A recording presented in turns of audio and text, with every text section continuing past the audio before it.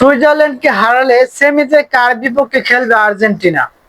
বিশ্বকাপের কোয়ার্টার ফাইনালে আর্জেন্টিনার সামনে এখন সুইজারল্যান্ডের বড় চ্যালেঞ্জ।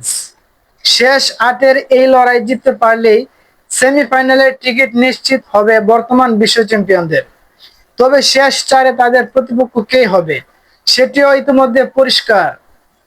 কোয়ার্টার ফাইনালে সুইজারল্যান্ডকে হারাতে পারলে 15 জুলাই সেমিফাইনালে নরওয়ে অথবা ইংল্যান্ডের মধ্যকার ম্যাচের বিজয়ের মুখোমুখি হবে লিওনেল স্কালোনির দল।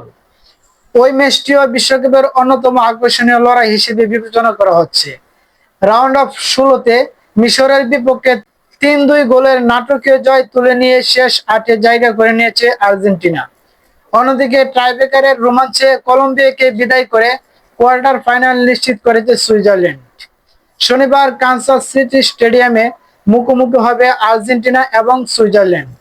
বিশ্বকাপে নিজেদের স্বপ্ন বাঁচিয়ে রাখতে দুই দলই নামবে সর্বশক্তি নিয়ে। আর্জেন্টিনার লক্ষ্য হবে 2014 সালের ব্রাজিল বিশ্বকাপের মতো আবারও সুইজারল্যান্ডের বাধা পেরিয়ে সেমিফাইনালের পথে এক ধাপ এগিয়ে যাওয়া।